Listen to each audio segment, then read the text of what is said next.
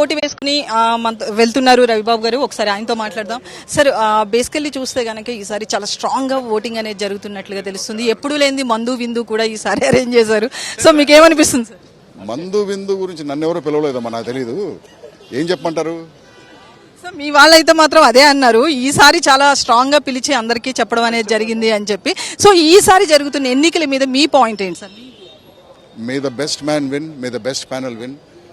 అసలు పోటీ అనేది ఏమన్నా ఐడియాలజీ మీద జరుగుతుందో లేదో నాకు తెలీదు. నేను మాత్రం జస్ట్ నా ఫ్రెండ్స్కి ఓటేయడానికి వచ్చాను అంతే. సో అంటే ఈసారి జరుగుతున్న ఎలక్షన్స్ లో ఇటు పెద్ద నిర్మాతలు వర్సెస్ చిన్న నిర్మాతల మధ్య నడుస్తుంది. ఇది అసలు కరెక్ట్ కాదని కూడా అంటున్నారు. పెద్ద సినిమా చిన్న సినిమా ఉంటుంది కానీ పెద్ద నిర్మాత చిన్న నిర్మాత అనేది ఇక్కడ ఉండదు అంటున్నారు. మీ పాయింట్ ఏంటి? నాకు రెండు ప్యానల్స్ చూస్తే పెద్ద నిర్మాతలు చిన్న నిర్మాతలు అనిపించలేదు. రెండు ప్యానల్స్లోనూ ఎక్కువ సినిమాలు తీసిన వాళ్ళు ఉన్నారు, తక్కువ సినిమాలు తీసిన వాళ్ళు. మరి పెద్ద నిర్మాత అంటే పెద్ద సినిమాలు తీసేవాడా, ఎక్కువ సినిమాలు తీసేవాడని మరి you have to define it properly.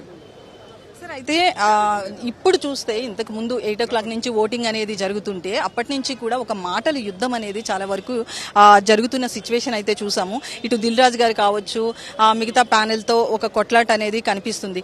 So తిట్టుకోవడం అనేది, మాటల యుద్ధం అనేది మాత్రం ఇందా జరిగింది, ఆన్ కెమెరానే జరిగింది. సో ఈసారి I'm not aware of it. నేను సోషల్ మీడియాలో ఉండటమే చాలా తక్కువ. సో మీరు చెప్పే ఈ గొడవలు నేను చూడలేదు. So I can't react are comment on it.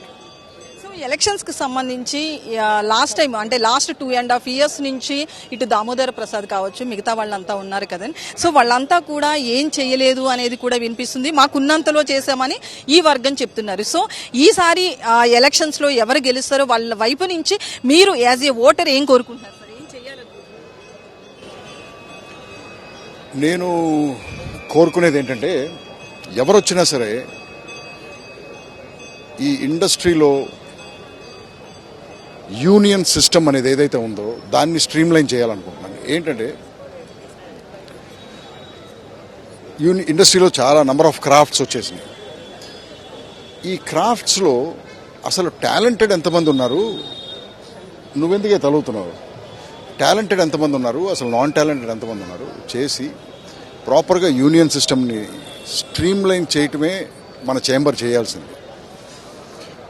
అది గనక చేస్తే మిగతా అన్నీ సెటరేట్ అయిపోతాయి. That's all they have to do. So ఎప్పుడైతే స్ట్రీమ్ లైన్ చేస్తారో సిస్టమ్స్ బాగుంటాయి, నెంబర్ ఆఫ్ ఫిల్మ్ ప్రొడక్షన్స్ పెరుగుతాయి, కంఫర్టబుల్గా ఫిల్మ్ ప్రొడక్షన్స్ జరుగుతాయి. సో ఇండస్ట్రీ బాగుంటుంది. That is what my thing is. అయితే ఈసారి ఎలక్షన్స్ కి సంబంధించి ఈ ఫిలిం ఛాంబర్ బిల్డింగ్ ని తొలగించి ఐకానిక్ టవర్ గా కడతాము అని చెప్తున్నారు. సో మీరేమంటారు సార్? ఐకానిక్ టవర్ అవసరం అంటారా, లేకపోతే అసలు ఈ బిల్డింగ్ ల్యాండ్ ఏమంది కాదనేమో మన ప్యానెల్ చెప్తుంది. ఈ బిల్డింగ్ ని పడేసి ఏం చేస్తారు? ఐకానిక్ టవర్ అని చెప్పి ఫిలిం టవర్ ఇక్కడ పెద్ద టవర్ కడతారా? సిటీలో ఉన్న టవర్లు ఏడుస్తున్నాయి, ఈ టవర్ అది మొత్తంగా చూస్తే గనక రవిబాబు చెప్తుంది ఏంటంటే, ఏదైనా కూడా ఇండస్ట్రీకి సంబంధించి ఒక మంచి జరిగేలాగే స్టార్ట్ చేయాలి అని చెప్తున్నారు. అలాగే ఉన్న టవర్స్ ఏమైపోతున్నాయో తెలియదు, అలాంటప్పుడు ఈ ఛాంబర్ ని కూలగొట్టి ఒక ఐకానిక్ టవర్ కడతామనడం కూడా కరెక్ట్ కాదు అని చెప్పి ఆయన చెప్తున్నారు. కెమెరా పర్సన్ నాగరాజ్తో లక్ష్మీ, వీస్క్ న్యూస్, హైదరాబాద్.